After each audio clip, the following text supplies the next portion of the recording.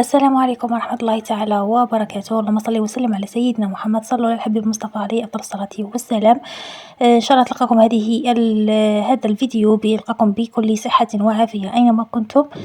قبل ما نبداو ديروا جيم للفيديو واشتركوا في القناة فضلا وليس أمرا، ونروحوا لموضوع اليوم. كما شفتوا كامل سمحتوا بالجريمة الشنعاء اللي صرات في ولاية تلمسان ببلدية بني مصيل، اللي راح ضحيتها أسرة كاملة تتكون من 6 أفراد وجنين. الأم كانت حامل، يعني 7 أفراد، نقدروا نقولوا 7 أرواح. راحوا ضحيتها شاب في عمره 21 راكم تشوفوا فيه أمامكم في الصورة. أما البيت اللي راكم تشوفوا فيه كذلك هذا هو البيت اللي تمت فيه الجريمة وتم فيه الحريق.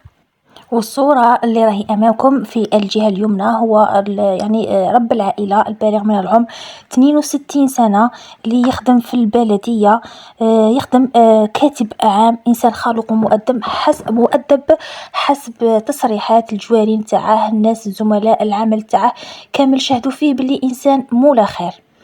ولدرجة أنه تكفل بفتاة، يعني ما نقدر نقولوا عليها يتيمة، لأنه الأب تاعها دخل السجن وقعدت وحدها.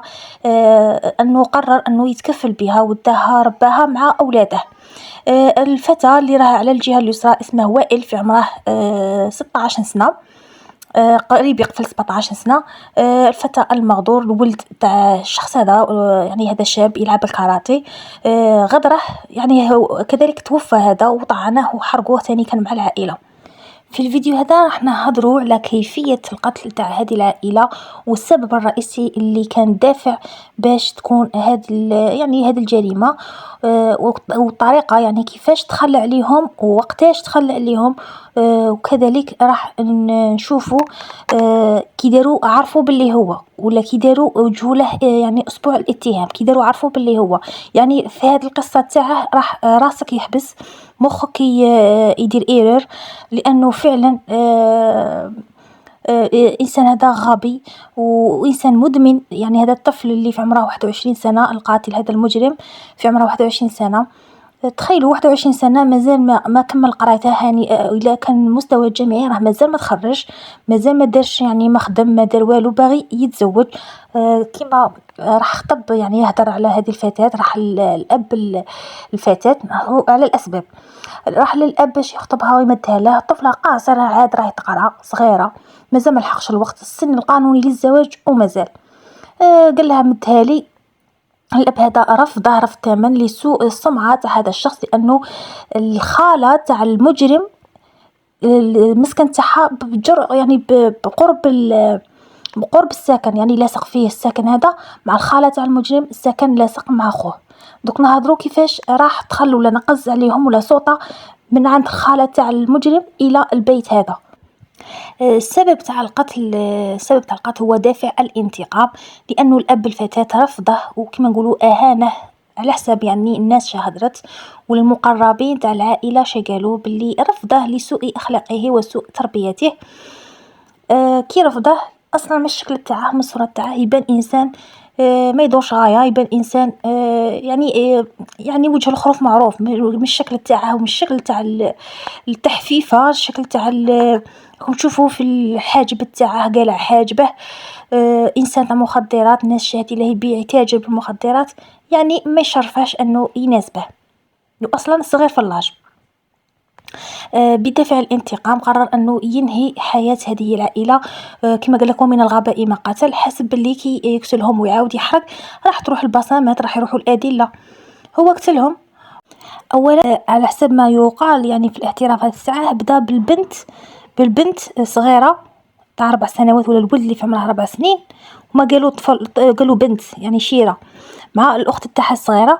ومن بعد راح للغرفة تاع الشاب اللي كان يعني في الصباح الباكر، اللي كان نائم، وانتهز فرصة غياب الوالدين، الأب والأم ما كانوش حاضرين، كانوا يخدموا.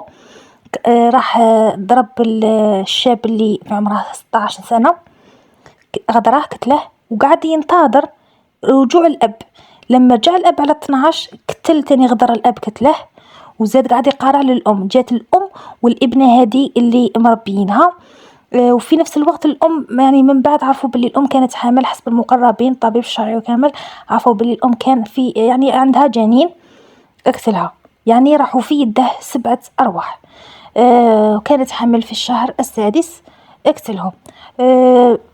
خرجت يعني الهضره انه كيفاش اقتلهم ولا الطريقه تاع القتل تاعهم ولا كي دار دخل عندهم. قالوا باللي دخل يعني عنده خالته تسكن حدا هذا الرجل اللي يخدم في البلديه، هذا الرجل الستيني. دخل من عند دار خالته وصوته متاقه، دخل على العائله هذه العائله مصطفاوي، طعنهم بالواحد 7 أفراد. ومن بعد كي كمل الجرم تاعه، الاب اسم تاعه محمد، قلنا من 4 سنوات، وائل 17 سنه.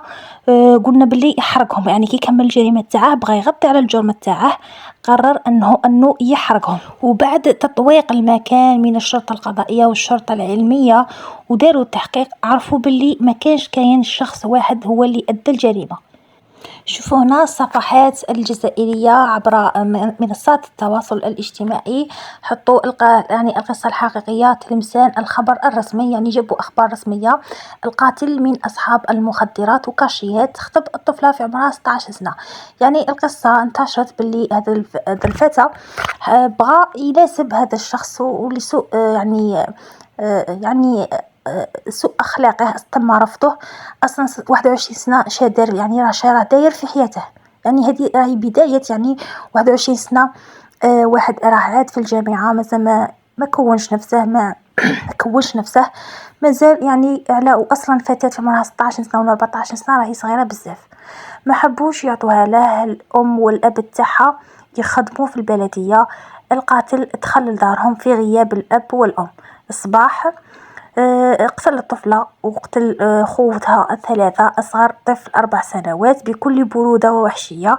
كي جات الأم على 11:30 من العمل أقتلها غدرا، ثم الأب على 12 قتلها غدرا وحرق المنزل عمدا باه يخفي الجريمة. وللعلم ما كانش وحده القاتل، يعني كان معاه ناس ولا كانوا معاه وحدين عاونوه.